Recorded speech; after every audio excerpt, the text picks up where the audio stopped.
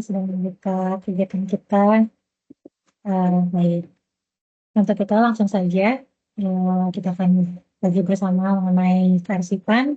Kami serahkan kepada narasumber, pada Mas Yusuf dan Mas Sri, kami disampaikan.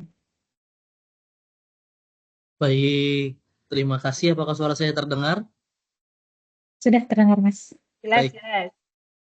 Terima kasih Mbak Sarah selaku MC. Izin Bapak Ibu pejabat, rekan-rekan. Terima kasih juga sebelumnya Bu Risma telah menerima kami, Bu.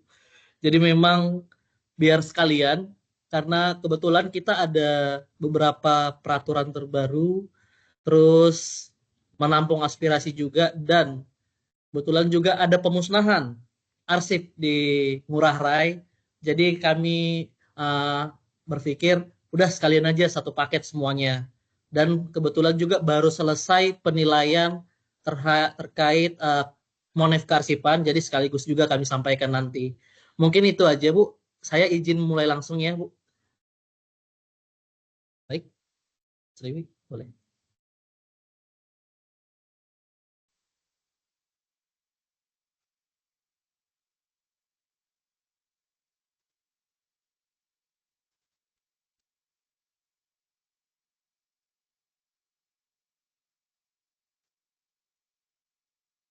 Baik, materinya sudah terlihat.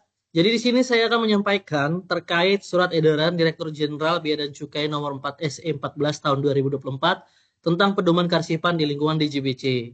Boleh next?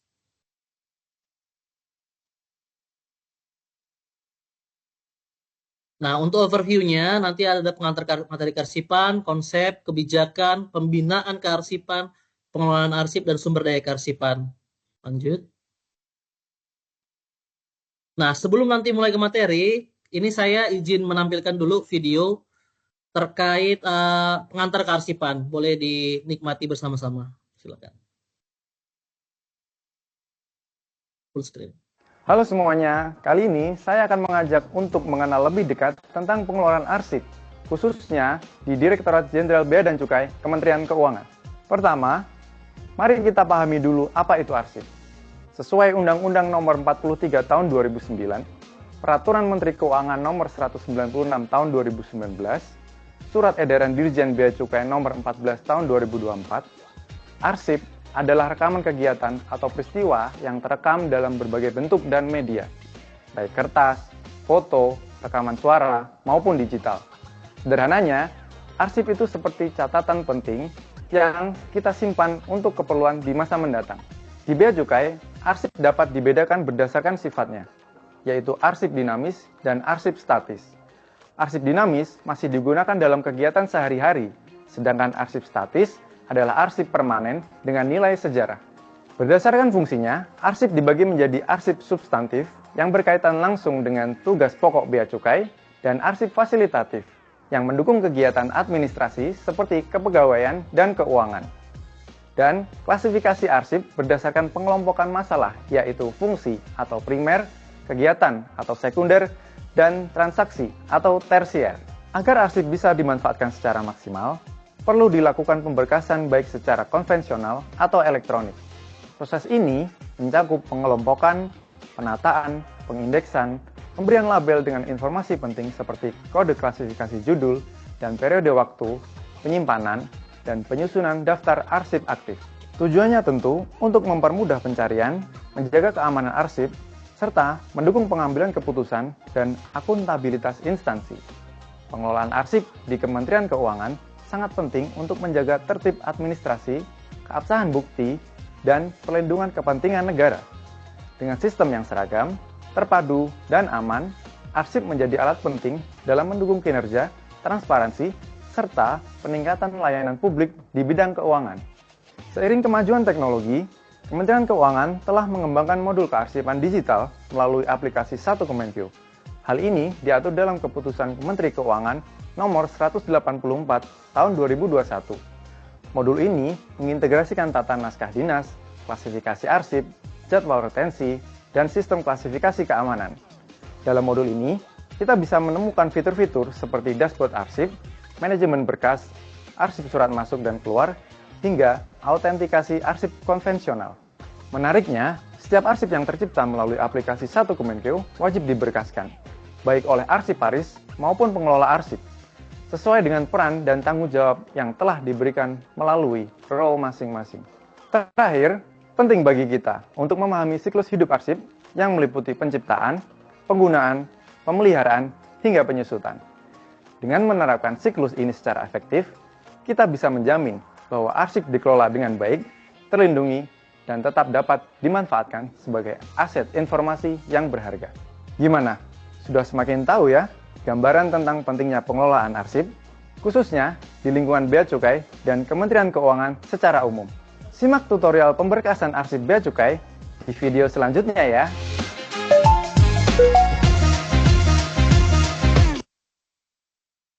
Baik, terima kasih. Jadi, sebagai informasi juga, jadi kami dari sekretariat itu untuk menjawab keperluan terkait informasi arsip itu kami baru saja launching 2 video. Yang pertama video yang tadi terkait pengenalan arsip dan nanti video berikutnya terkait tutorial kearsipan. Nanti file tutorial kearsipan, videonya itu akan kami sebar. Jadi bagi teman-teman atau Bapak Ibu yang mau belajar itu nanti silakan ditonton, atau bahkan bagi PIC yang sudah berganti nanti tinggal dikasih aja videonya. Jadi mempermudah untuk pembelajaran seperti itu.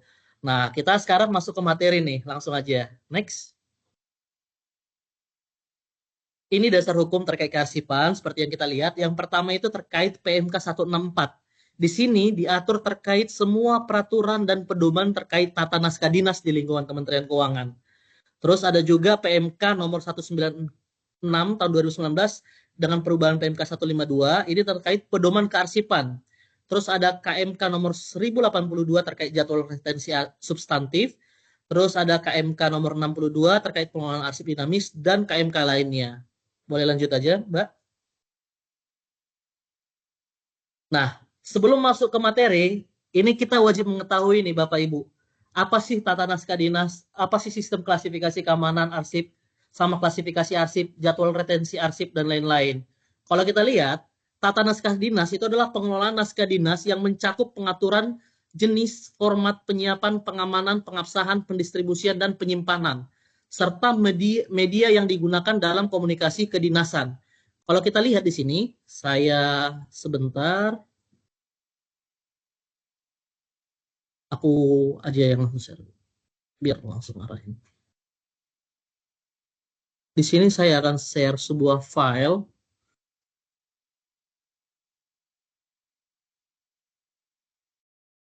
Apakah sudah terlihat?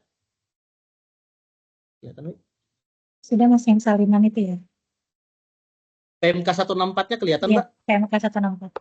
Nah, jadi banyak kita pegawai di DJBC itu tahu membuat naskah dinas konsepnya, tapi nggak terlalu paham terkait tata naskah dinasnya, peraturannya. Sedangkan sejatinya kita harus memahami dulu tata naskah dinasnya bagaimana. Nah, di peraturan ini disitulah diatur semuanya.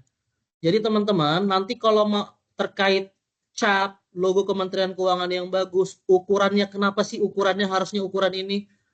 Banyak ukuran Arial, ukuran nomor 11, terus penulisan atas nama atau pelimpahan wewenang dan lain-lain, semuanya diatur di PMK ini. Jadi teman-teman itu boleh dipelajari dulu atau dibaca-baca terkait PMK ini. Termasuk terkait konsep-konsep surat, format-format surat, bagaimana tulisan Kementerian Keuangan dicetak dengan Arial 13, tulisan nama tim kerja dengan Arial 11, alamat instansi Arial 7, dan lain-lain. Begitu juga dengan yang paling sering dilupakan dari teman-teman adalah, sebentar saya share, yaitu terkait ini. Kelihatan matriksnya? Nah, jadi di Kementerian Keuangan itu udah ada mengatur matriks kewenangan terkait penandatanganan naskah dinas. Di mana peraturan itu yang hanya bisa menerbitkan hanya setingkat menteri dan pimpinan unit eselon 1. Surat edaran hanya setingkat menteri eselon 1 sama pimpinan eselon 2 di kantor pusat serta pejabat eselon 2. Terus instruksi sudah ada. Nah, kebanyakan kesalahan di kita adalah ketika pembuatan surat tugas, di mana sejatinya surat tugas itu hanya bisa diterbitkan oleh pejabat di level kantor pelayanan atau kepala kanwil, yaitu eselon 2. Jadi sejatinya kepala bagian, kabit P2, dan lain-lain itu tidak berhak atau tidak boleh membuat surat tugas. Begitu juga dengan surat undangan, perjanjian, surat kuasa, berita acara, surat keterangan, pengumuman. Jadi sudah ada diatur di PMK 164 ini. Itu yang pertama, terkait tata naskah dinas. Boleh lanjut ke materi yang tadi, Mbak Sriwi?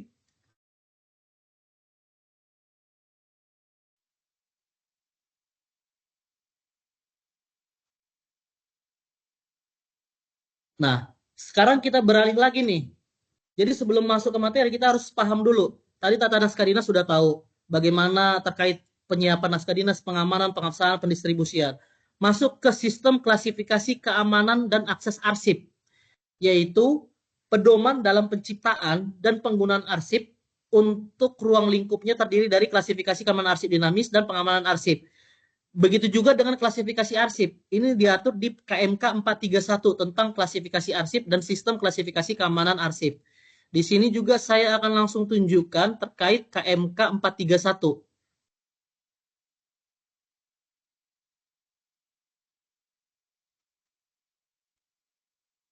Nah, 431 ini. Apakah sudah terlihat?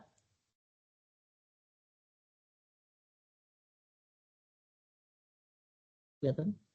Oke. Kalau kita lihat di KMK 431 ini, di sini sudah diatur sistem klasifikasi arsip. Jadi Bapak Ibu itu menggunakan ini sebagai acuan nantinya dalam penyusunan klasifikasi arsip. Misalnya kode HK hukum, masuk ke fungsi hukum dengan kode HK. Terus deskripsi arsip apa yang masuk ke kode ini. Itu semua sudah diatur di KMK 431 ini. Seperti itu. Next, ke materinya lagi. Sriwi.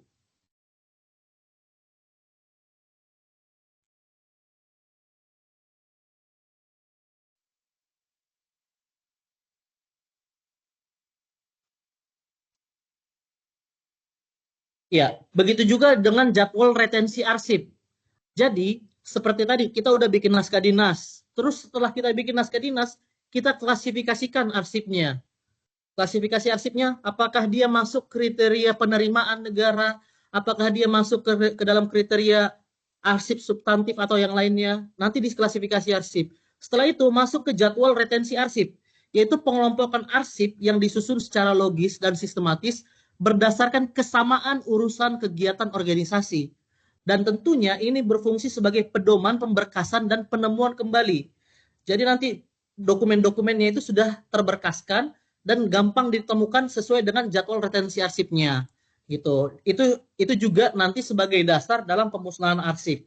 Ini diatur di KMK 768 dan KMK 606. KMK 768 adalah arsip substantif seperti yang dalam video, dan KMK 606 adalah arsip fasilitatif. Boleh next? Nah, kalau kita lihat, seperti yang dalam video, kearsipan adalah hal-hal yang berkenaan dengan arsip. Nah, di sini itu kita menggolongkan penggolongan arsip. Arsip adalah rekaman kegiatan atau peristiwa dalam berbagai bentuk dan media dengan perkembangan media sesuai dengan perkembangan teknologi informasi komunikasi yang dibuat dan diterima oleh Kementerian Keuangan. Jadi ketika kita membuat dokumen, ketika kita merekam video, membuat profil kantor, itu semua sudah masuk ke dalam kategori arsip, gitu. Nah, arsip berdasarkan sifatnya itu ada arsip dinamis dan arsip statis. Kalau arsip dinamis, dia digunakan secara langsung dalam kegiatan penciptaan arsip dan disimpan dalam jangka waktu tertentu. Itulah tadi jadwal retensi arsipnya. Sedangkan arsip statis, dia memiliki nilai guna kesejarahan, telah habis retensinya dan berketerangan permanen yang telah diverifikasi oleh ANRI. Jadi kalau Bapak Ibu tadi ikutin terkhusus yang dari Ngurah Rai, ngikutin tadi pemusnahan kearsipan di Ngurah Rai, itu dari ANRI-nya menyampaikan mereka juga berharap ada arsip yang memang arsip statis dan diserahkan ke ANRI gitu. Itu adalah arsip statis. Sedangkan arsip dinamis tadi sudah sampaikan itu juga terbagi lagi menjadi 3. Ada arsip aktif, ada arsip inaktif, dan ada arsip vital. Kalau aktif, dia itu frekuensi penggunaannya tinggi dan atau terus menerus.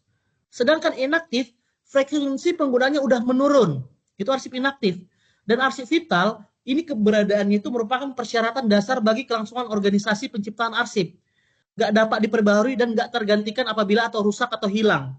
Misalnya, surat-surat penting lainnya, surat-surat tanah, BMN, dan lain-lain. Atau bahkan MOU dengan negara lain seperti itu. Nah, berdasarkan sifat tadi sudah saya jelaskan, sekarang berdasarkan fungsi. Kalau berdasarkan fungsi, dia dibagi dua, yaitu substantif dan fasilitatif. Kalau substantif, itu berkaitan langsung dengan tugas pokok Direktorat Jenderal Bea dan Cukai. Contohnya, pemeriksaan sarana pengangkut, terus penindakan, atau BAP, itu masuk ke dalam arsip substantif. Sedangkan kalau fasilitatif, dia hanya mendukung kegiatan administrasi dan operasional di JBC. Contohnya mungkin kebanyakan dokumennya adalah di subbagian umum atau subbagian SDM, seperti pembayaran gaji dan lain-lain. Sekarang lanjut lagi, tadi udah berdasarkan sifat, berdasarkan fungsi, ada lagi berdasarkan bentuk. Kalau berdasarkan bentuk, dia juga dibagi dua, yaitu arsip fisik dan elektronik. Kalau arsip fisik, seperti yang kita ketahui saat ini yang masih dicetak, yaitu arsip konvensional berbentuk fisik dan disimpan dalam media fisik. Sedangkan elektronik, itulah yang kita gunakan saat ini melalui aplikasi Nadin 1 Kemenkeu, yaitu arsip elektronik berbentuk digital dan disimpan dalam media elektronik. Bukan hanya Nadin Kemenkeu doang, tapi segala arsip yang berbentuk digital dan disimpan dalam media elektronik itu masuk ke dalam kategori arsip elektronik. Seperti itu. Next. Nah, sekarang kita masuk ke materi sumber daya kearsipan. Yang perlu kita pelajari, yang pertama adalah organisasi kearsipan. Organisasi kearsipan itu terdiri dari dua. Ini harus kita pahami, yaitu unit pengolah dan unit kearsipan. Yang dua ini berbeda. Unit pengolah pada unit kearsipan 2 di JBC itu adalah unit eselon 2 di lingkungan kantor pusat di JBC. Atau unit kearsipan, nanti saya akan jelaskan, coba next. Dan kebetulan sekali, organisasi kearsipan ini itu baru saja diterbitkan oleh Kementerian Keuangan. Baru saja diperbaharui. Yaitu sesuai dengan KMK nomor 165 tahun 2025. Ini baru tahun lalu, dan coba next. Dan ini baru saja disosialisasikan kemarin, Senin 30 Juni. Jadi ini semua materinya masih fresh, langsung kami sampaikan seperti itu. Terkait organisasi kearsipan, boleh lanjut? Kalau sebelumnya, unit organisasi kantor wilayah, kantor pelayanan utama, dan lain-lain, kepala unit kearsipannya itu adalah para kepala bagian umum, para kepala sebagian umum, para kepala sebagian umum dan kepatuhan internal. Itu sebelum KMK 165. Coba next. Dan unit pengolah kantor wilayah itu adalah para kepala bagian umum. Para kepala bagian umum, kepala sebagian umum. Namun di KMK yang baru, boleh lanjut. Kalau kita lihat, kalau di kantor pusat, kepala unit kearsipannya itu adalah sekretaris Direktorat Jenderal langsung. Hanya kepala unit pengolah, baru kepala bagian. Sedangkan kalau di direktorat, itu para direkturnya langsung kepala unit pengolah. Next. Dan untuk kantor wilayah, yang sebelumnya, kepala unit kearsipan itu adalah kepala bagian umum, sudah berganti menjadi langsung kepala kantor wilayahnya. Jadi saat ini, Kekanwil lah yang menjabat sebagai unit kearsipan 3 dan bertanggung jawab terhadap kearsipan di lingkungan kantor wilayah. Begitu juga, next. Begitu juga dengan KPU dan KPPBC serta BLBC, unit teknis lainnya. Jadi unit kearsipan itu kepala unit kearsipannya adalah kepala kantornya langsung, unit pengolahnya baru kepala subbagian atau kepala bagian umum. Jadi sudah berbeda peraturannya dari yang sebelumnya. Next.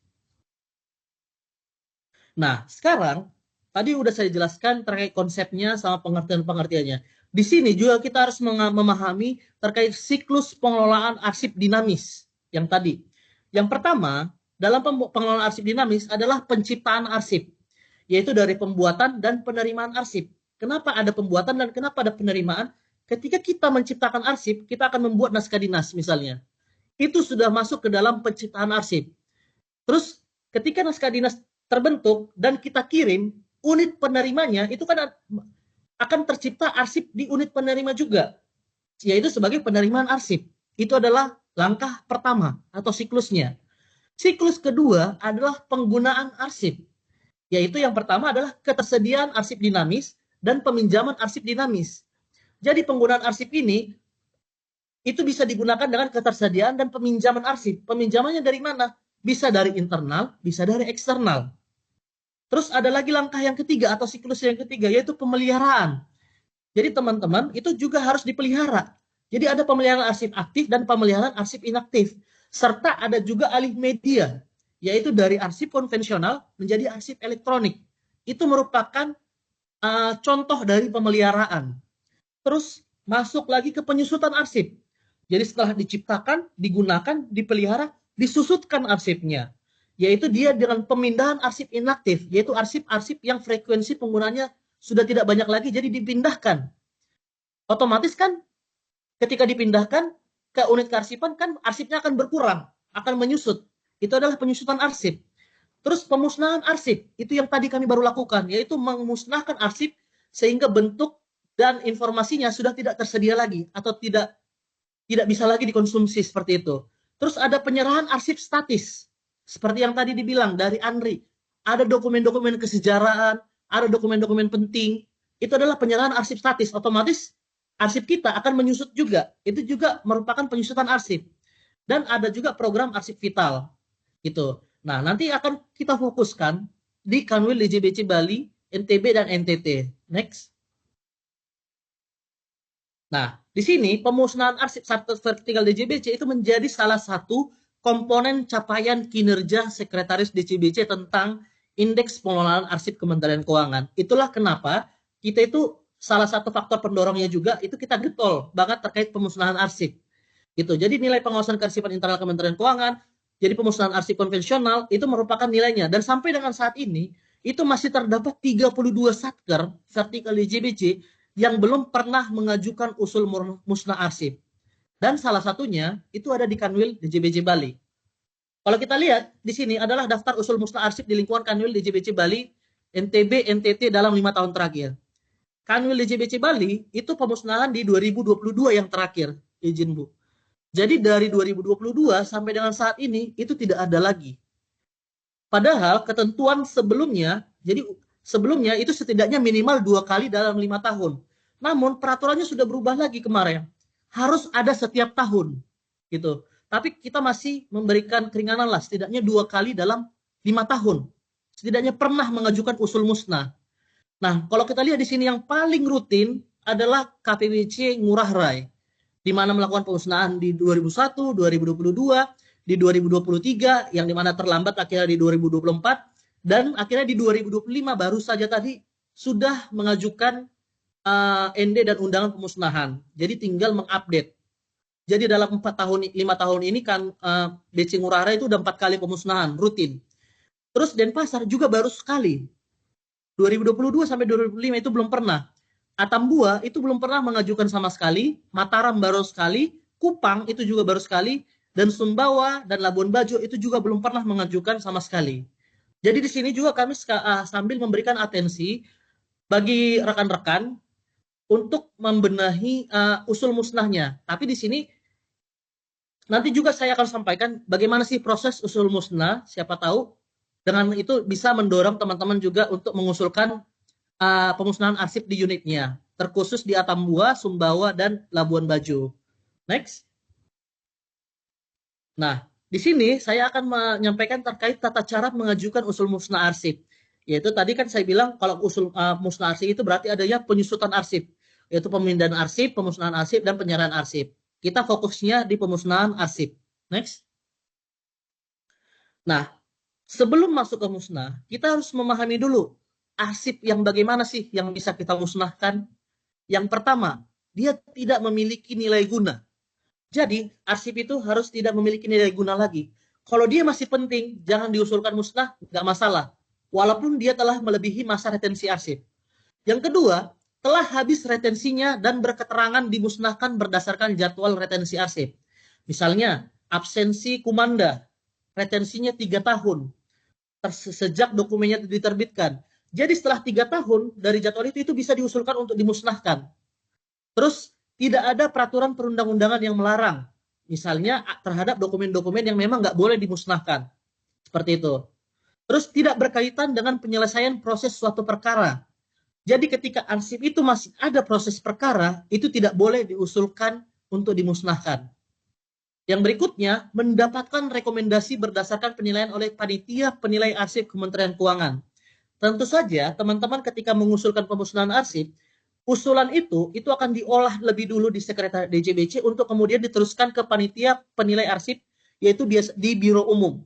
Sehingga nanti Biro Umum lah yang akan menilai bagaimana arsip ini apakah disetujui atau tidak. Jadi nanti rekomendasi dari Biro Umum lah untuk dapat dimusnahkan arsipnya.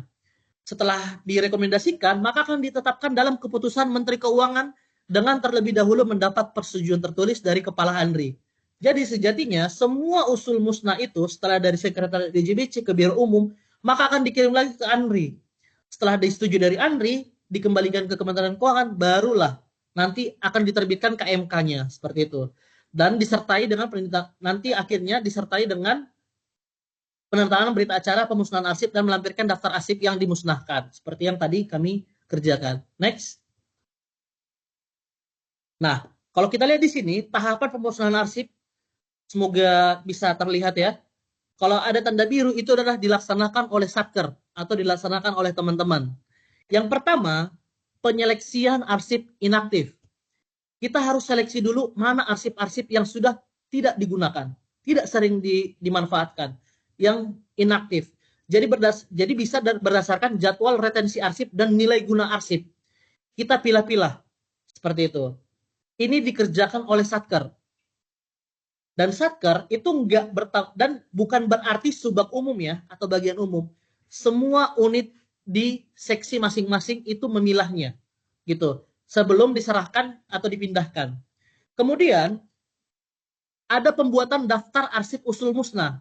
Setelah selesai dipilah arsip inaktif yang tadi, kemudian dibuatlah daftar arsip usul musnahnya tadi dalam bentuk Excel.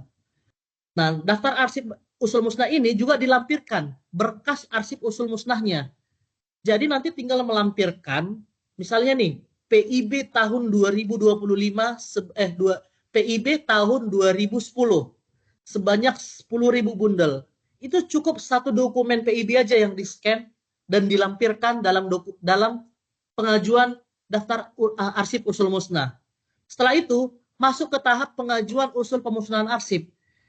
Jadi diusulkan secara berjenjang melalui unit kearsipan 2, yaitu Sekretariat DJBC, dengan melampirkan usulan permohonan pemusnahan arsip dan daftar arsip yang tadi, beserta dengan lampirannya. Setelah diusulkan, maka akan ada penilaian arsip usul musnah, yaitu dilakukan oleh panitia penilai arsip, yaitu Kementerian Keuangan, dan dituangkan nantinya dalam notulua penelitian, yang dimana dalam penilaian ini nanti akan diundang oleh satkernya, oleh Biro Umum ke satkernya. Jadi pastinya saat penilaian ini, satker itu akan hadir untuk menjelaskan arsip ini, apakah dia tidak ada nilai guna, apakah tidak ada perkara, atau apakah sudah melewati masa retensi, seperti itu. Nah setelah itu, maka nanti Biro Umum akan melakukan permintaan persetujuan pemusnahan arsip kepada ANRI dengan melampirkan surat pertimbangan tadi, daftar arsip usul musnah, dan notula penilaiannya. Nah, setelah itu, maka akan ditetapkan dalam KMK pemusnahan arsip atas persetujuan dari Kepala ANRI.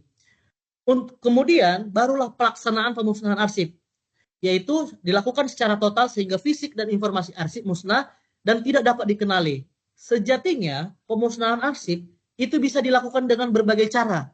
Bisa dengan dibakar, bisa dengan dicacah, bisa dengan penggunaan bahan kimia, bisa dengan pulping atau bubur kertas, dan metode lain yang memenuhi kriteria yang disebut dengan istilah musnah. Gitu. Kalau pembakaran itu banyak, jadi kalau di Satker DJBC kebanyakan itu adalah pembakaran.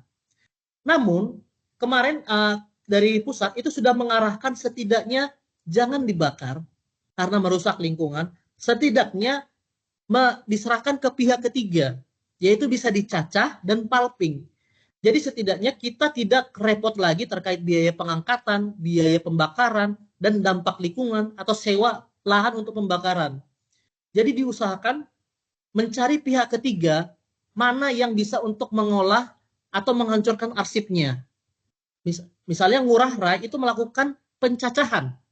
Yaitu tadi seperti kami itu semua arsipnya itu di shredder untuk pembuatan packing box atau pengaman gitu.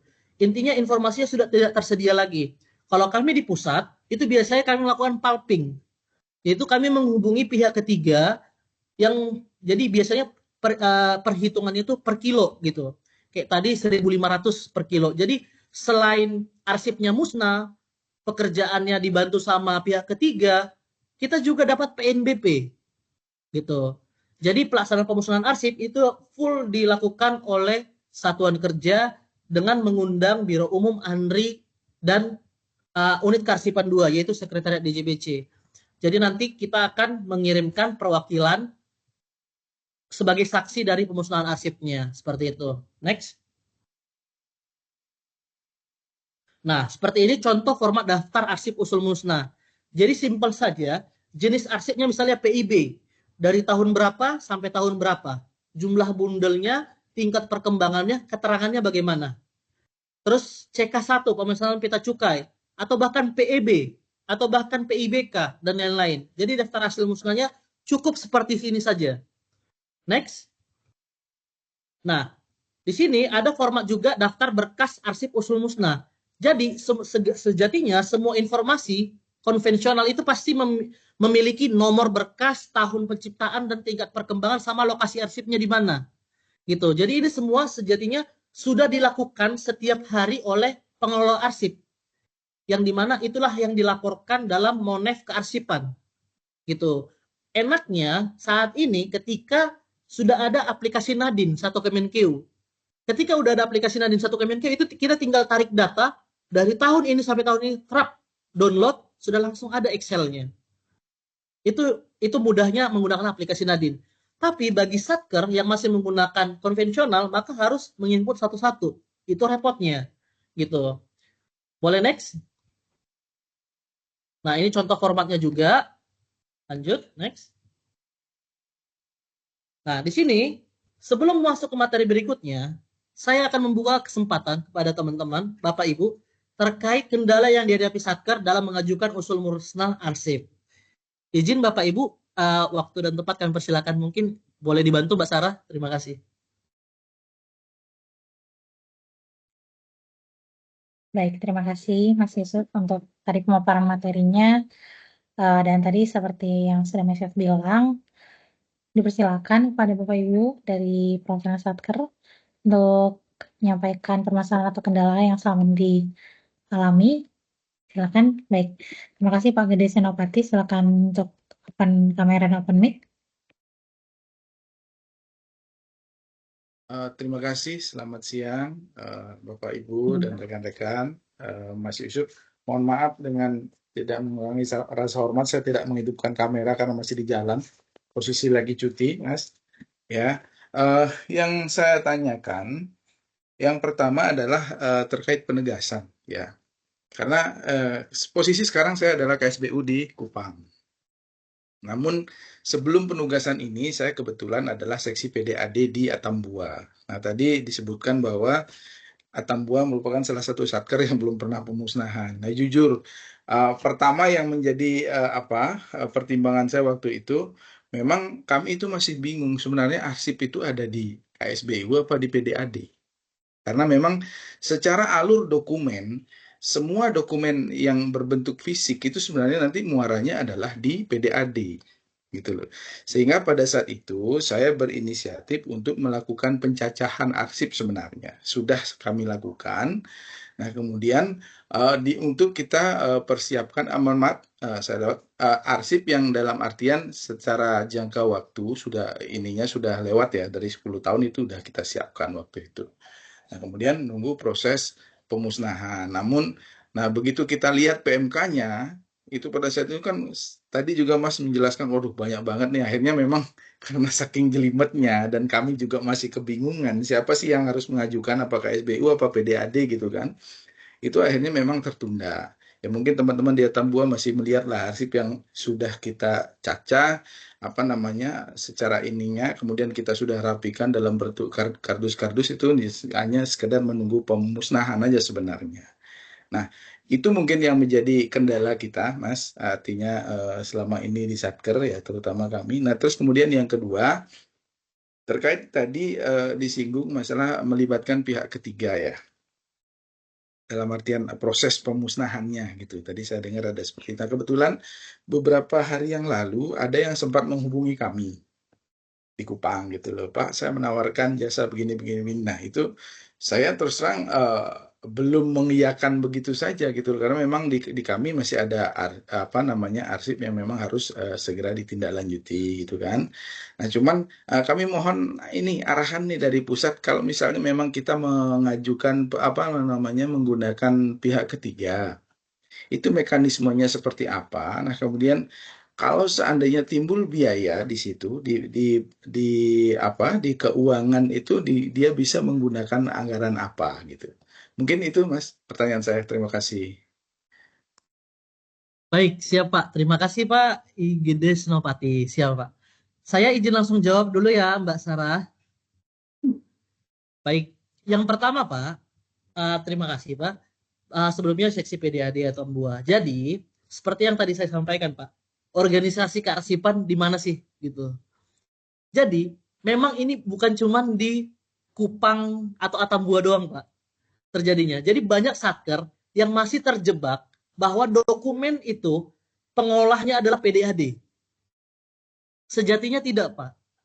Semua arsip yang mengelola adalah unit pengolahnya. Nah, unit pengolah kearsipan tadi sesuai dengan peraturan yang sudah saya sampaikan itu tidak banyak berubah di Satker, Pak. Jadi unit pengolahnya adalah Kasubag umum di level kantor eselon 3. Untuk Kanwil, unit pengolahnya adalah kepala bagian umum. Gitu. Jadi, walaupun semua dokumen di PDAD oke, kita tidak langsung kontrak ke sana. Kasubag umum atau subag umum itu bisa nanti minta dokumen pencacahan atau daftar dokumen itu untuk diolah PDAD disampaikan ke subag bagian umum seperti itu Pak. Jadi semua dokumen fisik walaupun di PDAD semua daftarnya itu tetap akan dipegang oleh subag umum.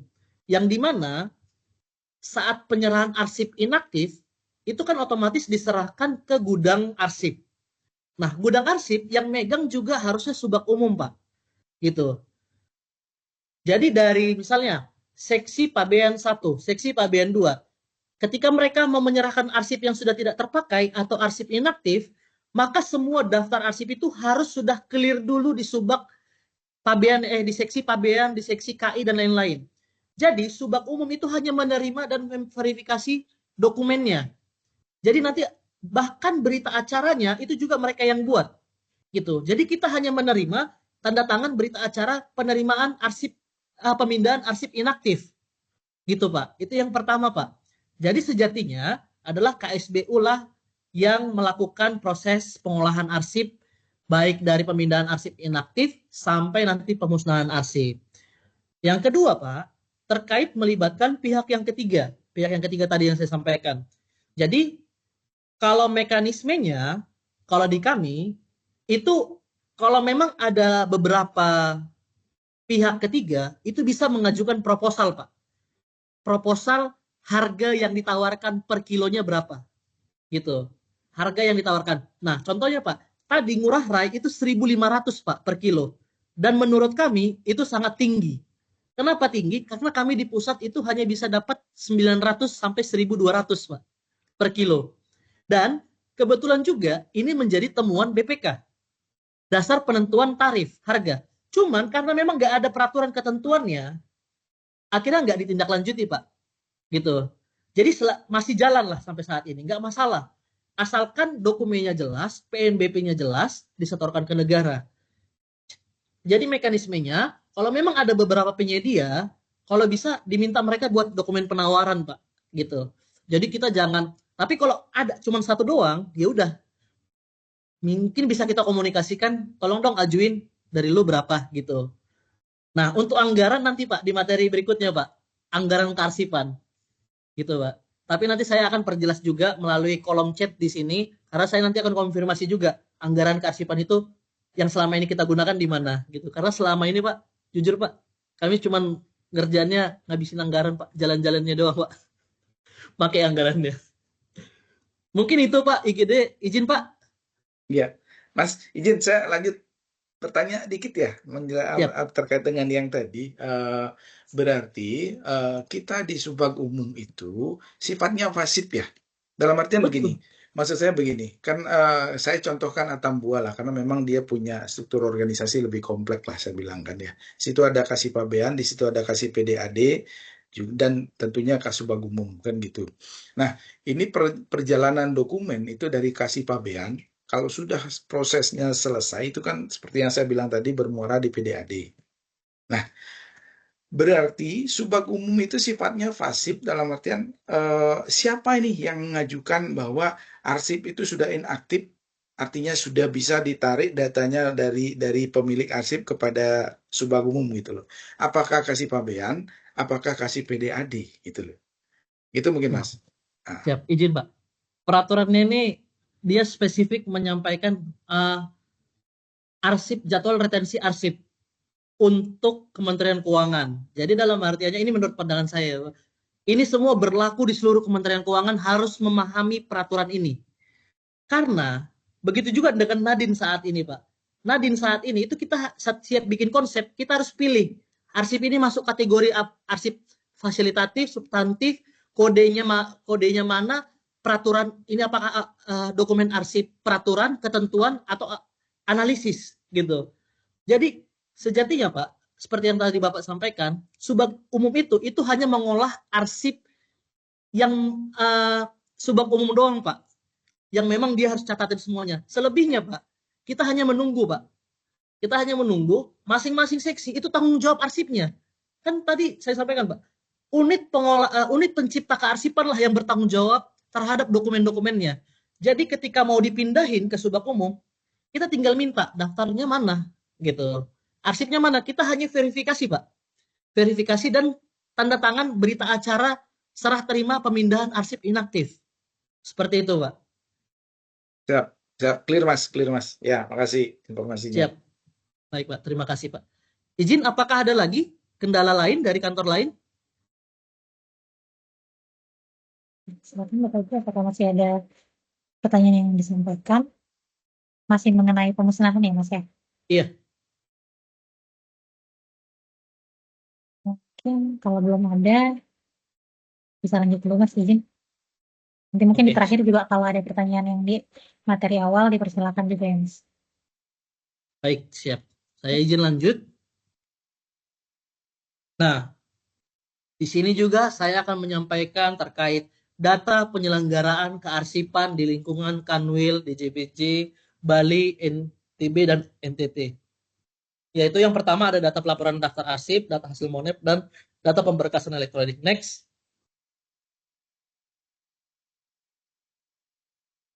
Nah, yang pertama terkait penyelenggaraan kearsipan yaitu pelaporan daftar arsip aktif. Di sini saya ingin mengucapkan terima kasih untuk Kanwil Bali, NTB, dan NTT, dan seluruh satkernya. Karena berdasarkan data, semuanya aktif menyampaikan daftar arsip aktifnya. Tepuk tangan dulu dong. Jadi dari Kanwil Bali, Ngurah Rai, Denpasar, Atambua, Mataram itu rutin menyampaikan semester 1, semester 2-nya semuanya menyampaikan. Tinggal ini nih, lagi proses penyampaian pelaporan daftar arsip aktif semester 1 2025. Next. Nah, yang berikutnya yaitu persentase pemberkasan arsip elektronik ya. Kalau kita lihat di sini, ada beberapa kantor masih 0%. Di mana sesuai dengan nota dinas sekretaris DJBC melakukan mandatori terkait pemberkasan arsip elektronik minimal tahun 2024 harus 100%. Jadi tahun 2024 semua arsip itu harus sudah diberkaskan. Gitu. Kalau kita lihat di sini, Kanwil DJBC Bali surat keluar sudah 88%, surat masuk masih 0%, disposisi 100%, surat kedua 82%, surat masuk 0%, disposisi 100%. Yang paling tinggi saya lihat itu ada di 2 kantor, yaitu Kupang dan Ngurah Rai. Sama ada juga Sumbawa. Sumbawa lumayan juga. Kalau kita lihat ada 100%. Terus Kupang palingan Ngurah Rai dia kekurangannya di disposisi belum. Denpasar belum mengarsipkan surat masuk dan disposisi juga belum.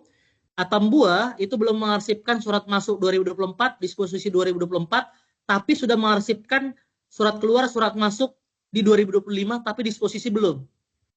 Di tipe Media Pabian C Mataram, itu surat keluar sudah 100%, surat masuk masih 0%, disposisi 0%, surat keluar 0%, masuk 0%, disposisi 0%. Jadi baru surat keluar tahun 2024. Jadi yang lainnya belum ditindaklanjuti. Sedangkan Kupang, surat keluar sudah 100, tahun 2024 semuanya sudah 100%, namun di 2025 masih proses ya, surat keluar ada 93%, surat masuk 93%, dan paling rendah di disposisi. Untuk Sumbawa, surat keluar sudah 100%, surat keluar juga 100% di 2024-2025, bahkan yang surat masuk itu sudah 97% dan disposisi 92% di 2025. Namun kelewatan di tahun 2024, yang dimana masih ada surat masuk dan disposisi. Untuk Labuan Bajo, mungkin masih perlu ditingkatkan, karena hanya mengarsipkan surat keluar sebanyak 63% dari total dokumen yang diciptakan. Selebihnya masih 0%. Nah, kalau kita lihat berdasarkan dokumen yang sudah ada tahun 2024 lalu memang lumayan banyak. Di Kanwil Bali itu surat keluar ada 28.899 dokumen dan surat masuk ada 57.774 dokumen. Jadi lumayan banyak juga. Nah, di sini kami juga mengharapkan teman-teman dari Arsiparis, pengelola arsip yang memiliki role tersebut agar secara aktif untuk melakukan pemberkasan arsip elektroniknya. Seperti itu. Boleh next? Boleh ke sebelumnya? Nah, dari data ini, apakah ada yang mau ditanyakan atau disampaikan, Bapak Ibu?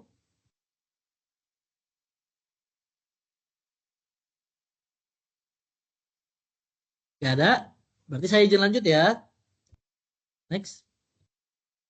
Nah, di sini juga saya sampaikan terkait PKPT atau Program Kerja Pengawasan Kearsipan, di mana ada namanya audit kearsipan internal Kementerian Keuangan.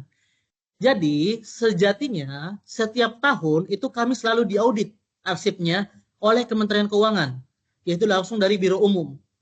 Yang di mana nanti objek pengawasannya adalah unit pengolah tingkat unit eselon 2 dan unit kearsipan 2 di lingkungan kantor pusat Kementerian Keuangan. Jadi memang masih di lingkungan kantor pusat. Namun, isunya itu bakalan mulai masuk ke satuan kerja di bawah, di luar kantor pusat DJBC. Jadi, mohon dipersiapkan seperti itu. Terus, nah metode PKPT-nya ini nanti adalah self-assessment sama verifikasi sama in-depth interview. Nanti ini sekedar selayang pandang doang. Next. Nah, tapi di DJBC itu kita melakukan program kerja pengawasan kearsipan tahunan, yang dimana objek pengawasannya itu kantor pusat DJBC yang menjadi target IKU yang tadi. Di tahun 2022 nilai kita 83 targetnya, tapi nilainya 90, tahun 2023 102, dan tahun 2024 atau tahun lalu itu kita naik menjadi 113. Jadi dari proses kearsipan kalau kita lihat itu di DJBC itu lumayan naik ya. Dari 90 ke 100 terus ke 113 dengan kategori AA atau sangat memuaskan. Next.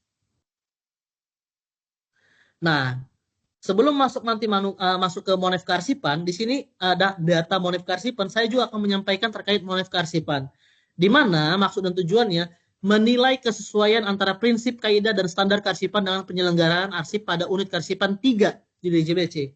Unit kearsipan 2 tadi kan sekretariat DJBC. Unit kearsipan 3 adalah seluruh kantor vertikal.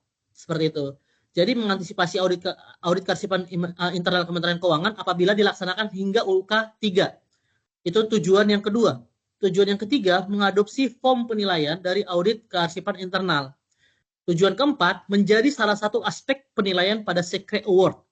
Jadi kalau Bapak Ibu tahu, penghargaan dulu ada namanya BMN terbaik, ada namanya IKPA terbaik, ada namanya arsip terbaik, terus ada namanya LO terbaik.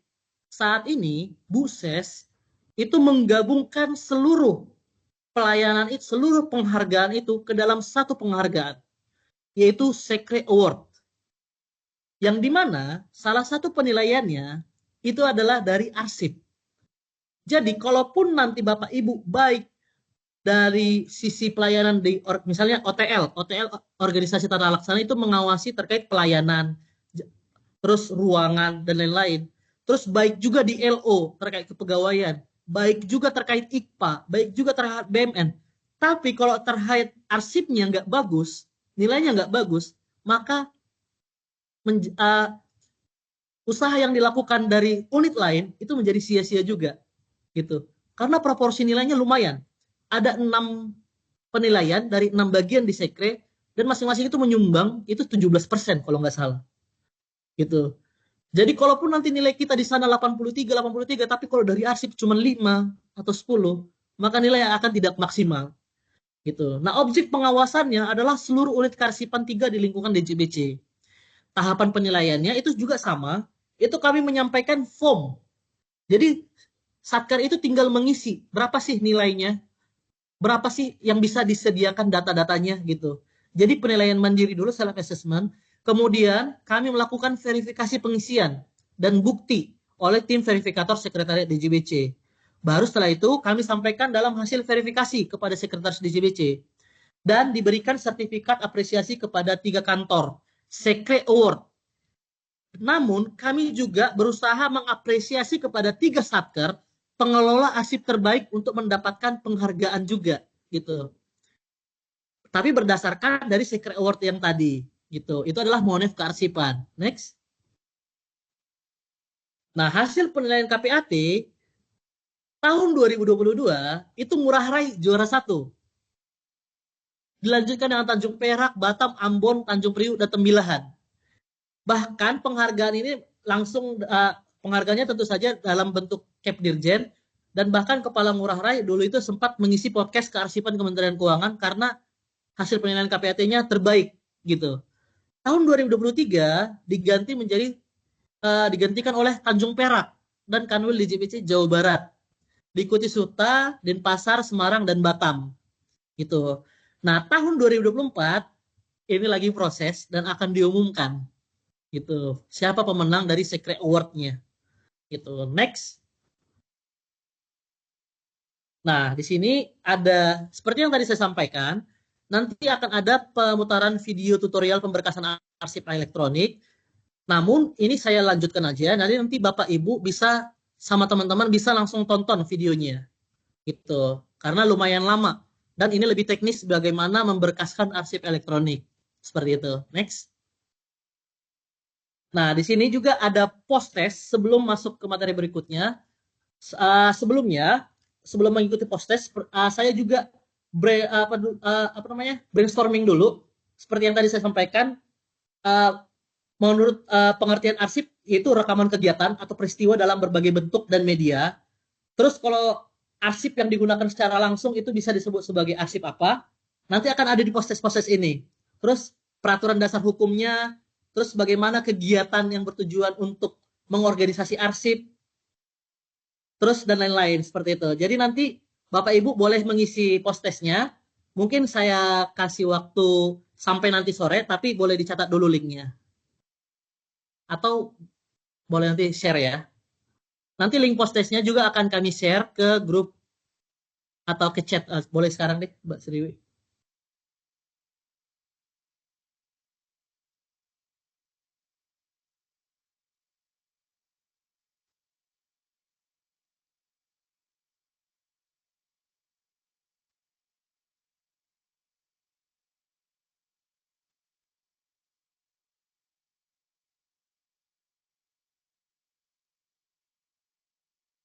Baik, apakah link post testnya bisa dibuka?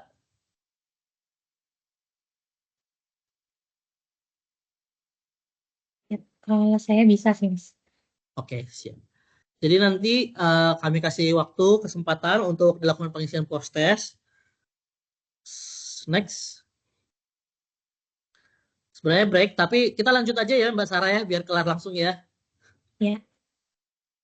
Nah, di sini juga saya, seperti yang tadi saya jelaskan, ini lebih ke rinciannya aja sih. Ini saya akan lebih cepat aja, yaitu terkait penciptaan arsip. Tadi saya bilang penciptaan arsip itu ada 2, pembuatan dan penerimaan arsip. Pembuatan arsip itu harus diperhatikan adalah tata naskah dinas, klasifikasi arsip sama sistem klasifikasi keamanan dan akses arsip gitu. Jadi ada akses arsip namanya, yaitu akses arsip rahasia dan lain-lain. Jadi kalau dokumen rahasia itu bakalan tidak bisa dilihat oleh orang lain yang tidak ditujukan. Terus ada juga penerimaan arsip. Itu dilakukan registrasi dan dilakukan distribusi kepada pihak yang berwenang, seperti itu. Next. Terus ada juga penggunaan arsip yang tadi saya sampaikan. Itu juga berdasarkan klasifikasi dulu kalau mau digunakan. Biasa, terbuka, terbatas, rahasia atau sangat rahasia. Contohnya seluruh arsip dengan klasifikasi PN2, PN3, PN4 dan lain-lain itu hanya dapat digunakan terbatas pada eselon 3-nya aja. Terus dokumentasi dari peliputan itu terbatas di eselon 4. Daftar informasi publik itu bisa masuk ke kategori biasa, terbuka, dan eselon 4. Terus untuk penggunaan internal itu seluruh pejabat dan pengawas internal di lingkungan Kemenkeu itu juga bisa menggunakan arsipnya. Untuk eksternal, WNI dan atau Badan Hukum Indonesia serta pengawas eksternal dan APH. Seperti itu. Itu terkait penggunaan arsip. Next. Nah, dalam penggunaan arsip juga ada ketersediaan arsip dinamis, yaitu disajikan dalam bentuk daftar arsip aktif. Ini yang tadi dilaporkan rutin, yaitu daftar berkas dan daftar isi berkas. Penyusunan daftar berkas sekurang-kurangnya meliputi unit pengolahnya siapa, nomor berkas, klasifikasi arsip, uraian berkas, keterangan, dan tahun penciptaan dan jumlah berkas. Jadi, semua seksi itu harus menyusun daftar berkas. Kalau agak ngeyel atau bandel, bikin aja surat kepala kantor untuk permintaan penyusunan ini. Gitu, terkait arsip-arsipnya. Jadi, subak umumnya nggak terlalu capek atau diribetin lah, seperti itu. Nah, penyusunan daftar isi berkas arsip juga sekurang-kurangnya meliputi unit pengolah, nomor berkas, nomor item arsip, uraian berkas, uraian informasi arsipnya, nomor arsipnya, tanggal arsip, tingkat perkembangannya juga, jumlahnya, keterangan kondisi lokasi, kode klasifikasi, hak akses, dan klasifikasi keamanannya. Seperti itu. Next. Nah, ini adalah format daftar berkas arsip. Kalau kita lihat, contohnya unit pengolah sekretariat DJBC. Nomor berkasnya itu 161. Klasifikasinya RT0 atau penggunaan gedung dan fasilitas kantor. Uraian berkas penggunaan kendaraan dinas. Keterangannya masih arsip umum, bukan arsip vital. Nah, arsip vital apa? Contohnya BPKB. Itu masuk kategori arsip vital. Tahun penciptaan dan jumlah berkasnya. Seperti itu. Next. Terus ada juga, ini tadi juga salah satunya rincian daftar isi berkas arsip. Ini daftar isi berkasnya. Nomor berkasnya 161, itu nomor box. Terus itemnya nomor 1. Uraian berkas apa? Penggunaan kendaraan dinas. Uraian informasi, penunjukan, ini terlalu panjang ya. Tapi bisa panjang, bisa rinci juga nggak masalah. Terus nomornya ND ini, tanggal arsip, tingkat perkembangan, jumlah, keterangan, apakah di arsip elektronik dan lain-lain, lokasi server arsip, kode klasifikasi, hak akses, dan klasifikasi. Ini juga bisa didapat dari data dari Nadine. Next. Nah, di sini juga Bapak Ibu mungkin apalagi terkhusus kita sebagai unit karsipan yang megang ruang arsip atau gedung arsip. Enggak sembarangan orang itu bisa masuk gedung arsip dan mengambil arsip. Harus ada namanya prosedur peminjaman penggunaan internal satuan kerja. Jadi prosedur peminjaman arsipnya itu harus ada. Nah, kalau pengguna internal, dia harus mengirimkan nota dinas peminjaman berisi detail arsip yang akan dipinjam dan jangka waktu peminjamannya. Itu harus ada. Jadi nggak semerta-merta siapa nih yang pegang gudang arsip? Oh, Mbak Sarah nih. Mbak Sarah, saya mau ngambil dokumen pabean 2020, minta kunci dong. Nggak boleh. Gitu. Jadi harus arsip yang udah diserahkan, karena pertanggungjawabannya nanti ketika udah diserahkan ke unit karsipan, yaitu subak umum atau bagian umum, itu menjadi tanggung jawab dari unit karsipannya gitu, UK3-nya gitu. Jadi nggak sembarangan. Jadi harus ada nota dinas peminjaman lah, seperti itu. Nah, kemudian ada juga pencipta arsip, yaitu jadi pencipta arsip menerima nota dinas peminjaman, melakukan verifikasi dan mempertimbangkan SKKAD, yaitu tadi klasifikasi arsipnya, menyampaikan nota dinas persetujuan atau penolakan. Apabila disetujui, dibuatkan lembar peminjaman arsip dan berlaku bagi arsip bentuk fisik atau elektronik. Ini juga berlaku. dan monitoring pinjaman. Nah, itu juga bisa dilakukan perpanjangan. Tadi kan ada jangka waktu peminjaman. Nah, perpanjangan peminjaman arsip itu maksimal H-3 sebelum jatuh tempo. Lewat jatuh tempo, nanti akan diterbitkan ND pemberitahuan kepada peminjam. Dan setelah dikembalikan, pencipta arsip menerima dan memeriksa kelengkapan arsip dan meminta paraf. Dalam tidak bisa mengembalikan arsip, maka laporan berjenjang kepada pimpinan dengan melaporkan surat pernyataan dan atau surat kehilangan dari pihak kepolisian untuk dilakukan proses lebih lanjut sesuai dengan peraturan yang berlaku. Jadi sampai sedetail itulah peraturan itu dalam terkait arsip, karena nggak bisa sembarangan siapa yang bisa mengaksesnya, gitu. Next. Nah, bagaimana dengan eksternal? Eksternal itu biasanya melalui PPID. Jadi eksternal juga wajib mengirimkan surat kepada PPID atau pejabat yang berwenang disertai dengan jangka waktu peminjaman. Jadi nggak sembarangan misalnya APH misalnya mau ngambil dokumen, oh tidak bisa, minta dulu ini ya suratnya, dokumen apa, jangka waktunya apa, tujuannya apa, gitu. Nanti akan diolah oleh PPID-nya. Apakah memang dokumen ini bisa diberikan atau tidak, gitu. Terus PPID dan pencipta arsip nanti akan bekerja sama. Oke nih, boleh nih gitu. Maka PPID akan berkoordinasi dengan pencipta arsip, melakukan verifikasi, menyampaikan tanggapan persetujuan atau penolakan. Apabila disetujui, nanti akan dibuatkan BA peminjaman. Dan tentu saja ini diberikan dalam bentuk arsip asli dan memantau peminjaman sesuai jangka waktu. Sama juga perpanjangan bisa diajukan H-3 sebelum jatuh tempo. Lewat jatuh tempo diterbitkan ND pemberitahuan. Setelah dikembalikan, kembali lagi menerima dan memeriksa kelengkapan arsip dan meminta paraf.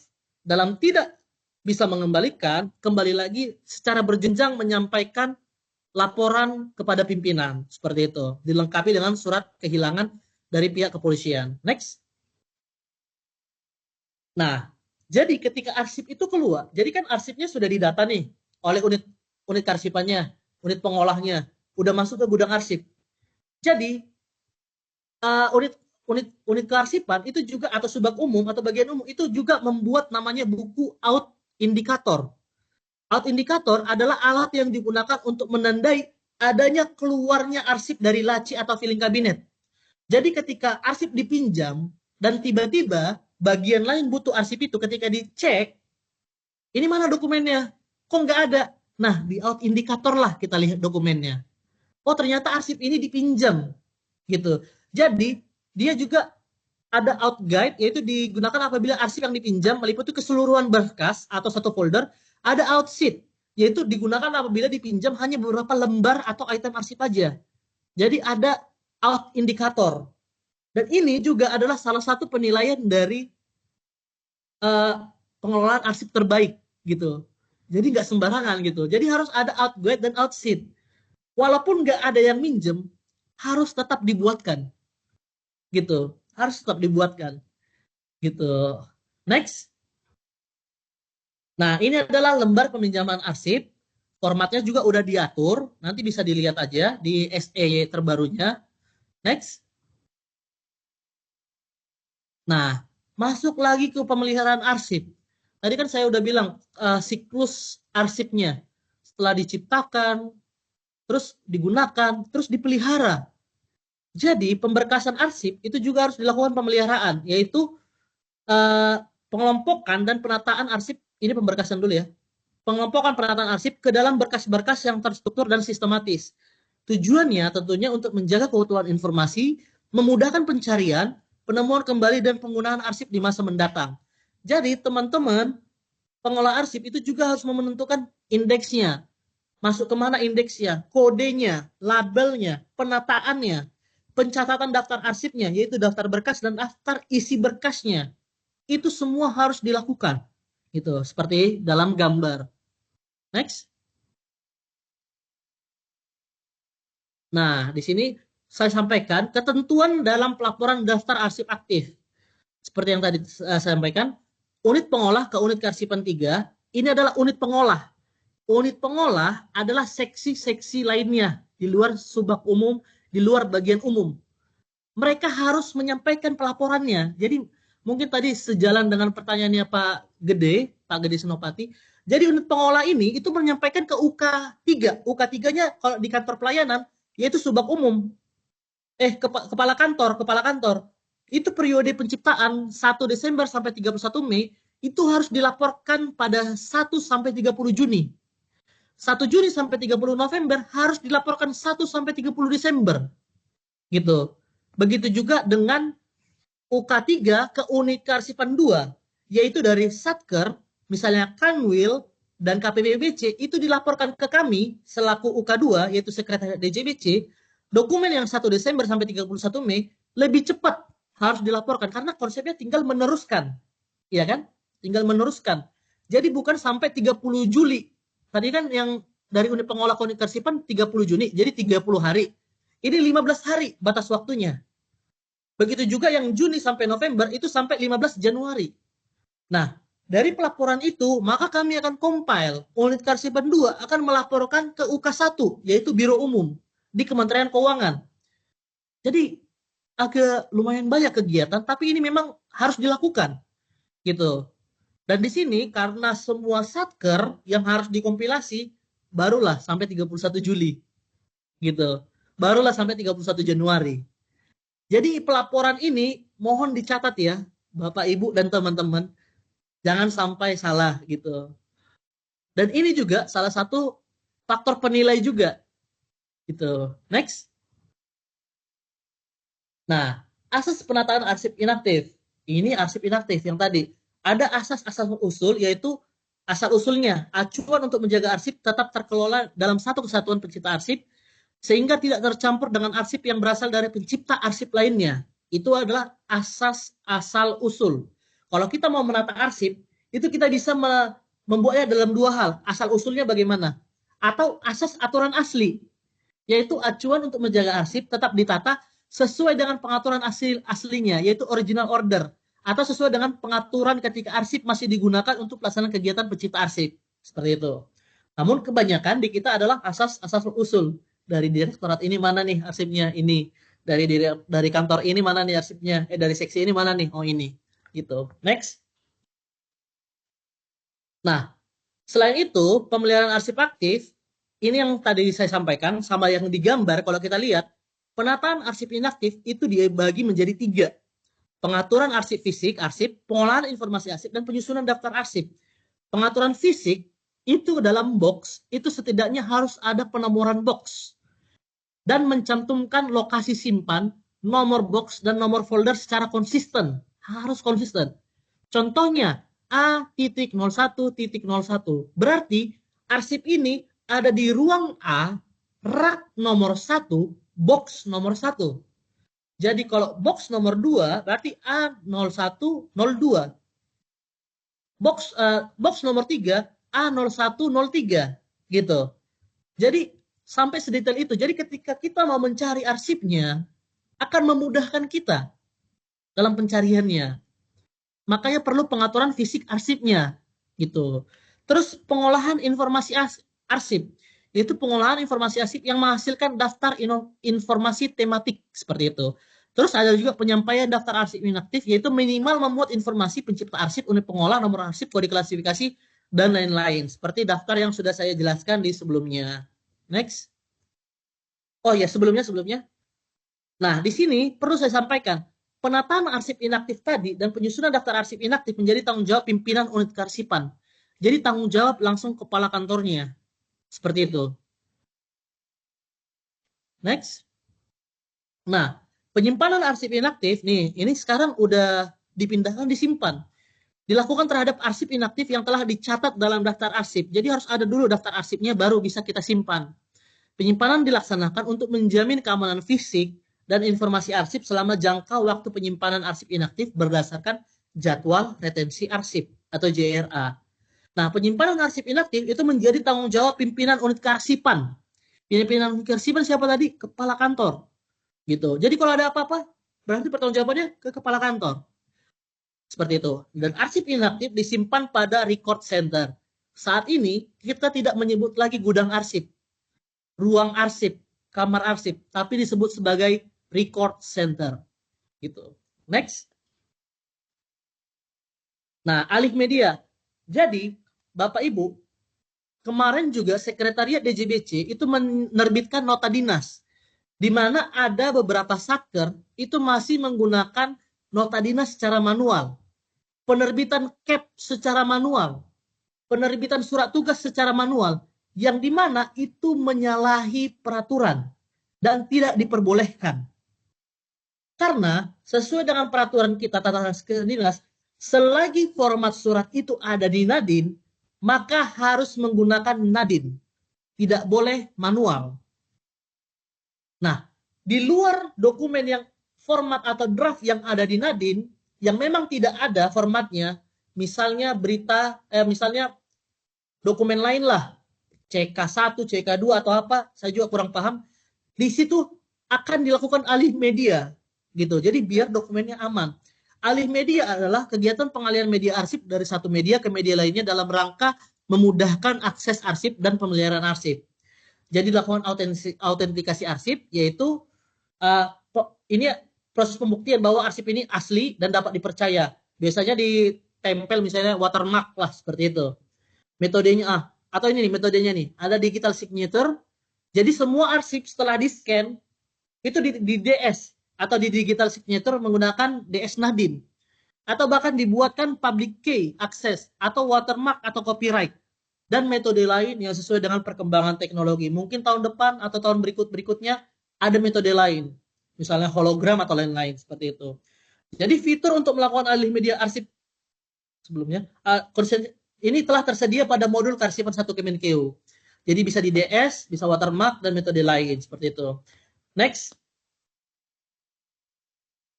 Nah, tahapan pemusnahan arsip tadi sudah saya sampaikan. Next. Nah, selain pemusnahan arsip yang normal, ada juga pemusnahan arsip rusak berat terdampak bencana. Contohnya Kanwil Papua. Kanwil Papua atau kantor Jayapura ya. Itu, mohon maaf, kantornya dibakar. Bukan kebakaran, tapi dibakar oleh massa. Akhirnya harus melakukan penilaian itu kemarin, penilaian pemusnahan arsip rusak berat terhadap dampak bencana. Jadi bisa bencana alam, bencana non-alam, maupun bencana sosial. Jadi pemusnahan arsip rusak berat terdampak bencana dilaksanakan dengan satuan pemusnahan arsip force majeure seperti itu. Namun mungkin ini jarang, tapi bisa juga.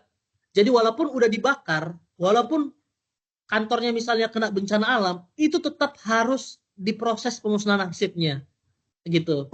Enggak hanya dibiarkan udah gitu. Kenapa sih perlu pemusnahan arsip ini? Tujuannya ketika nanti misalnya nih, ada berita acara atau dokumen lah. Ternyata dokumennya ini udah dimusnahkan. Dan ternyata di tahun berikutnya, di tahun-tahun depan, itu ada masalah lah terhadap dokumen itu. Mana dokumen ini? Mana dokumen ini? Gini. Oh, udah dimusnahkan. Kenapa dimusnahkan? Sudah ada KMK pemusnahannya. Selesai. Menjadi dasar gitu. Jadi pertanggungjawabannya udah ada melalui KMK-nya, daftar-daftar tadi itu udah bisa semua dimusnahkan gitu. Itu adalah pentingnya pemusnahan arsip. Next. Nah, penyerahan arsip statis ini yang tadi saya sampaikan, yang dimana juga ANRI itu menyampaikan juga tadi, di mana penyerahan arsip statis itu dilakukan oleh Kementerian Keuangan kepada ANRI atau Arsip Nasional Republik Indonesia. Ini terhadap arsip yang memiliki nilai guna kesejarahan, telah habis retensinya, dan atau berketerangan dipermanenkan sesuai jadwal retensi arsip. Misalnya ada histori di Bea Cukai, ada dokumen-dokumen tertentu di Bea Cukai, nah itu bisa menjadikan arsip statis. Gitu. Jadi arsip statis diserahkan merupakan arsip yang autentik tentunya, terpercaya, asli, utuh, dan dapat digunakan. Jadi mungkin dimuseumkan lah seperti itu. Tapi itu juga menjadi kategori penyusutan arsip. Next. Nah, program arsip vital juga ada, yaitu tindakan secara sistematis yang bertujuan untuk memberikan perlindungan dan penyelamatan arsip vital pada saat darurat atau setelah terjadi bencana dalam rangka penyelamatan arsip dinamis di lingkungan DJBC. Tahapannya bisa melakukan identifikasi arsip vital, terus pelindungan dan pengamanan dan penyelamatan dan pemulihan arsip. Next. Nah, di sini saya sampaikan lagi, ada sumber daya kearsipan. Yang pertama tadi adalah organisasi kearsipan, yaitu yang tadi unit kearsipan, unit pengolah. Jadi struktur organisasi kearsipan jelas dan definisi peran sangat penting untuk efektivitas dalam pengelolaan arsip. Ada juga namanya sumber daya manusia. Ya mungkin teman-teman yang unit pengolah, unit kearsipan itu sering mendengar arsiparis, pengelola arsip. Inilah sumber daya kearsipannya, sumber daya manusianya. Yang tentunya SDM kearsipan yang kompeten dan profesional akan memastikan bahwa arsip terpelihara dengan baik, mudah diakses dan dapat digunakan. Jadi kalau sumber daya manusianya tidak kompeten, itu akan susah. Contohnya, dokumen impor salah kategori JRA, retensinya. Seharusnya retensinya ini 5 tahun, tapi dikategorikan SDM-nya sebagai 3 tahun. Sehingga ketika dimusnahkan, dokumen sudah dimusnahkan, yang 3 tahun, ternyata di tahun berikutnya ada masalah terhadap dokumen tersebut. Diminta pengadilan. Mana dokumennya? Sudah dimusnahkan. Kenapa? Apa dasarnya? Ternyata harusnya minimal 5 tahun baru bisa dimusnahkan. Gitu. Itulah pentingnya sumber daya manusia dalam kearsipan. Terus perlu juga di mana adanya peralatan, perlengkapan, fasilitas yang digunakan untuk mendukung kegiatan pengelola arsip. Jadi kalau kita lihat gedung Record Center itu juga harus tersedia misalnya AC, harus tersedia alarm kebakaran, harus tersedia pengecekan suhu, kelembapan. Itu semua itu merupakan sarana dan prasarana yang harus disediakan oleh unit pencipta kearsipannya seperti itu. Dan yang tadi adalah pendanaan. Jadi pendanaan kearsipan adalah alokasi anggaran yang ditujukan untuk mendukung penyelenggaraan kearsipan yang efektif dan efisien. Jadi contohnya di kantor pusat itu kemarin pernah kejadian saking banyaknya dosir kepegawaian itu jadi numpuk di gudang arsip. Akhirnya apa? Kami alihkan ke pihak ketiga untuk melakukan alih media arsip. Gitu. Jadi semuanya nge-scan dokumen itu ada 5.000 atau 7.000 bundel gitu. Itu semuanya di-scan oleh pihak ketiga. Tentu saja sumbernya dari pendanaan kearsipan, yaitu alokasi anggaran yang ditujukan untuk mendukung penyelenggaraan kearsipan yang efektif dan efisien, termasuk pemusnahan arsip yang tadi, termasuk misalnya sosialisasi arsip, pengembangan SDM kearsipan gitu. Jadi anggaran ini penting untuk membiayai berbagai kegiatan mulai dari perencanaan, pengelolaan, pemeliharaan hingga pemusnahan arsip. Next. Nah, di sini tim ada namanya tim pengelola arsip unit kearsipan. Kalau di kantor pusat pengarahnya kantor pusat DJBC dengan sekretaris DJBC. Nah, untuk unit kearsipan itu kepala unit kearsipan yaitu nanti jadi untuk berikutnya karena udah ada peraturan terbaru maka otomatis akan memperbaharui tim pengelola arsip unit kearsipan masing-masing. Yang dimana kepala unit kearsipan menjadi kepala kantornya. Koordinatornya mungkin nanti akan masuk ke Kasubag Umum atau Kabag Umum. Dan anggota timnya seperti itu. Next. Ini juga pengelola arsip unit pengelola sama juga. Nah, tim pengelola arsip itu wajib mengikuti pelatihan pengelolaan kearsipan. Jadi siapapun yang masuk dalam tim arsip itu wajib mengikuti pelatihan pengelolaan kearsipan. Bisa melalui diklat, e-learning, dan asistensi. Yang saat ini kita sedang asistensi. Jadi bisa sebagai tambahan portofolio. Karena SDM kearsipan itu nilainya dalam penilaian kearsipan, monet kearsipan, dan KPAT atau arsip terbaik itu nilainya sangat tinggi. SDM kearsipan. Terus gimana kalau saya tidak dipanggil diklat? Gimana kalau nggak ada asistensi? Ikuti e-learning arsip. Yang dimana tersedia di KLC secara open public. Jadi siapapun bisa mengikuti. Gitu. Next. Nah, standar minimal gedung penyimpanan arsip inaktif. Ini standar minimal yang harus dimiliki oleh kita sebagai penyimpan arsip-arsip inaktif itu. Gitu. Lokasi harus aman dari bencana. Tersedia sistem pengairan dan sebagai informasi, semua poin ini itu masuk dalam penilaian. Semua poin di sini itu masuk dalam penilaian. Lokasi harus aman dari bencana, tersedia sistem pengairan atau drainage yang baik. Ruangan kerja harus ada ruang transit arsip. Kalau nggak ada ruangan lain, bikin aja meja, bikin cardboard atau GRC board. Jadi setidaknya harus ada ruang transit, ada ruang layanan arsip yang melayani, ada yang minjam arsip, ada yang ini atau enggak. Terus ada ruang pengolahan arsip inaktif untuk ngetik-ngetik arsip mana aja yang masuk, arsip mana aja yang mau kita usulkan dan lain-lain.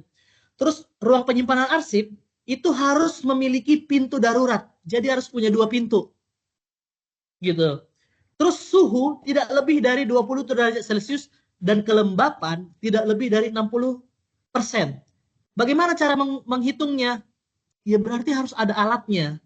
Gitu. Ini harus punya alatnya, alat pengukur suhu dan kelembapan. Bisa dicari di online, mungkin dapatlah 100.000, 200.000. Terus terdapat pembatasan akses masuk ke ruang penyimpanan arsip aktif. Dibuktikan dengan apa pembatasannya? Kunci. Siapa yang megang kunci arsip? Atau fingerprint. Siapa yang bisa diberikan akses? Gitu. Itu harus ada buktinya. Terus memiliki ruang khusus penyimpanan arsip audiovisual. Setidaknya buatkan satu meja atau satu tempat kaca untuk penyimpanan arsip audiovisual. Ini perlu. Gitu. Terus pencahayaan yang baik, terlindung dari sinar matahari langsung. Itu harus. Bangunan tidak terbuat dari kayu karena arsip itu sangat rentan terhadap rayap. Jadi kalau ada kayu, sesegera mungkin disingkirkan. Setidaknya dari besi. Seperti itu. Nah, peralatan itu juga harus dilengkapi dengan fire alarm system, heat atau smoke detector, dan hydrant atau apar. Kalau nggak ada hydrant, ya udah apar aja, satu tabung apar. Itu harus ada alat pelindung kebakaran. Jenis dan bahan rak. Rak harus rak besi dan tentu saja cat anti karat atau anti karat raknya. Dan jarak antara rak dan tembok itu harus minimal 70 sampai 80 cm. Dan jarak antara baris rak dengan baris rak yang lain setidaknya harus 100 cm sampai 110 cm. Jadi ada batasan. Nggak semena-mena langsung ditumpuk, dibarisin semuanya. Ada yang masukin arsip, udah langsung ditimbun. Enggak. Harus masuk ke rak. Terus ada juga alat pengatur suhu dan kelembapan. Bisa pakai dehumidifier yang murah-murah aja. Yang 200-100 ribu. Terus air conditioner. Ini harus ada. Karena orang yang mengolah arsip tentunya akan di situ dan membutuhkan AC lah. Terus ada thermohygrometer. Dan yang penting juga adalah CCTV. Itu harus punya. Siapa yang masuk ke ruang arsip? Setidaknya punya satu lah CCTV. Dan memiliki pengamanan pintu. Nah, box arsip nanti bisa diminta, udah ada formatnya di dalam SE-nya, udah ada semuanya. Ini semua juga poin-poinnya sudah ada di SE terbaru. Box arsip ukuran box 37x19x27. Terus label box minimal 20x15 memuat informasi nama unit, pencipta arsip, jenis arsip, tahun arsip, dan nomor urut. Jadi ada 5 poin harus tertulis di label boxnya. Nama unit, pencipta arsip, jenis arsip, tahun arsip, dan nomor urut box arsip. Terus folder arsip di dalam boxnya itu harus map dengan tab sebagai tempat untuk menuliskan kode dan indeks. Jadi harus ada map dengan tabnya. Seperti itu. Terus ada guide arsip dan ada out indikator yang tadi saya sampaikan. Harus ada out indikator. Next. Nah, pendanaan ini yang tadi, Pak. Jadi penyelenggaraan kearsipan yang efektif tentu saja memerlukan dukungan anggaran. Nah, itu bisa dialokasikan dalam APBN. Setiap unit kerja itu wajib memiliki anggaran untuk penataan arsip sesuai dengan kebutuhan masing-masing. Cuman banyak satker karena nggak peduli penyusunannya, nggak peduli ininya, sehingga tidak sadar akan kebutuhannya dan tidak sadar akan kepentingan, nggak menganggarkan. Padahal harus wajib menganggarkan untuk penataan arsip.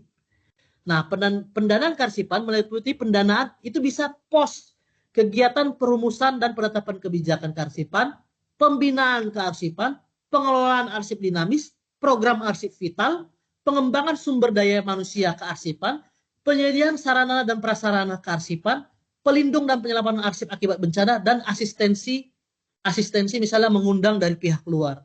Seperti itu, Pak, untuk pendanaannya. Untuk pos-pos anggarannya mungkin nanti bisa koordinasi langsung dengan kami biar saya sampaikan ke yang lebih paham lah. Kalau itu saya kurang paham terkait pendanaannya. Next. Nah, mungkin itu aja yang bisa saya sampaikan. Kurang lebihnya saya mohon maaf. Sekian dan terima kasih.